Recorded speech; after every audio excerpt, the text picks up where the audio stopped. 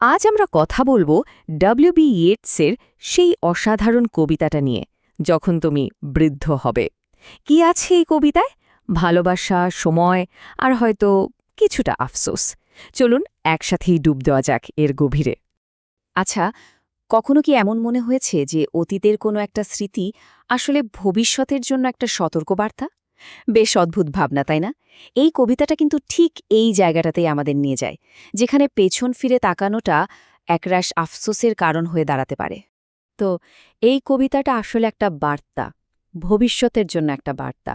কবি যেন তার ভালোবাসার মানুষকে বলছেন, আর অনেকেই মনে করেন এই মানুষটি হলেন মডগন, ইটসের সেই অসমাপ্ত গভীর ভালোবাসা। কবি যেন একটা ছবি আঁকছেন, তাই না? ভাবুন তো, অনেক অনেক বছর পরের একটা দৃশ্য, তার সেই প্রেমিকা একা আগুনের পাশে বসে আছেন আর ভাবছেন পেছনের দিনগুলোর কথা। আচ্ছা, বিশ্লেষণে তো আমরা যাবই, তার আগে চলুন এক ঝলকে কিছু জরুরি তথ্য দেখিনি। লিখেছেন উইলিয়াম বাটলার ইয়েটস 1891 সালে। এর মধ্যে একটা বিষণ্ণতার সুর আছে, আর পুরো কবিতাটা একটা প্রেমের গল্প। মজার ব্যাপার হলো মাত্র ৩টে স্তবক, ১২টা লাইন, কিন্তু তাতে যেন একটা আস্ত জীবনের গল্প বলা হয়ে গেছে। কবিতাটা শুরুই হচ্ছে একটা অসাধারণ ছবি দিয়ে। ভাবুন, একজন বৃদ্ধা, চুল ধূসর হয়ে গেছে, ঝিমুচ্ছেন আগুনের পাশে। আর ঠিক তখনই তাকে বলা হচ্ছে, এই বইটা নামিয়ে নাও আর আস্তে আস্তে পড়ো। আর পড়তে পড়তে স্বপ্ন দেখো সেই দিনগুলোর, যখন চোখে ছিল অন্য রকম এক চমক। আর যেই না তিনি বইটার পাতা উল্টানো শুরু করেন, অমনি যেন টাইম মেশিনে চড়ে বসেন, সোজা চলে যান তার যৌবনে। সেই সময়টা যখন তার চারপাশে ছিল প্রশংসার ভিড়, কত অনুরাগী, সবাই তার রূপে মুগ্ধ। কিন্তু এখানেই কবিতাটা একটা দারুণ ব্যাপার তুলে ধরে। দুই ধরনের ভালোবাসা। একদিকে ছিল সেই অনেকে যারা ভালোবাসত তার হাসি খুশি মুহূর্তগুলোকে, তার বাইরের সৌন্দর্যকে। কিন্তু আরেক দিকে ছিল মাত্র একজন, যার ভালোবাসাটা ছিল একদম অন্যরকম, অনেক গভীর। আর এবার আমরা আসছি এই কবিতার একেবারে কেন্দ্রে, সেই একজন মানুষের ভালোবাসার গল্পে।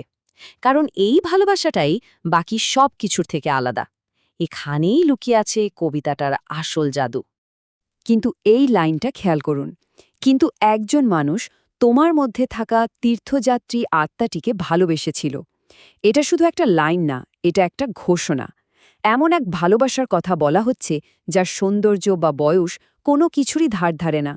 কিন্তু এই তীর্থযাত্রী আত্মা বা পিলগ্রিম সুল, এটা আসলে কি? এর মানে হলো মানুষটার ভেতরের আমিটা, তার আসল সত্তা, যা সময়ের সাথে সাথে বদলায়, নতুন কিছু খোঁজে। কবির ভালোবাসাটা ছিল ঠিক ওই ভেতরের মানুষটার জন্য, বাইরের খোলসটার জন্য নয়। কিন্তু হঠাৎ করেই কবিতার সুরটা যেন পাল্টে যায়, বিষণ্ণ হয়ে ওঠে। আমরা আবার ফিরে আসি সে বর্তমানে, যেখানে সেই বৃদ্ধা আগুনের পাশে বসে আছেন। আর এবার তার মনে এক গভীর শূন্যতা, একটা হারানোর কষ্ট। শেষ স্তবকের শুরুটা দেখুন। আগুনের দিকে ঝুঁকে পড়ে তিনি যেন ফিসফিস করে বলছেন, কিভাবে প্রেম পালিয়ে গেল। প্রেম এখানে যেন একটা জীবন্ত চরিত্র, যে তাকে ছেড়ে চলে গেছে, পালিয়ে গেছে অনেক দূরে, ওই পাহাড়ের ওপরে। ব্যাপারটা লক্ষ্য করুন, তার দুঃখটা কিন্তু কোনো চিৎকারই নয়, এটা একটা চাপা কষ্ট, একটা ফিসফিসানি, এমন একটা আফসোস যা সে শুধু নিজেকেই বলছে, বিড়বিড় করে। আর এই যে প্রেম পালিয়ে গেল, এই অনুভূতিটা কিন্তু সবার। এটা কোনো দেশ বা ভাষার গণ্ডিতে আটকে নেই। ভালোবাসা হারানোর এই কষ্টটা এতটাই সার্বজনীন যে যে ভাষাতেই বলা হোক না কেন, এর ভেতরের আবেগটা একই রকম থেকে যায়। তো আমরা প্রায় শেষের দিকে চলে এসেছি। চলুন এবার একটু গুছিয়ে নেওয়া যাক, কেন এই কবিতাটা এত বছর পরেও এতটা প্রাসঙ্গিক? এর আসল বার্তাটা কি?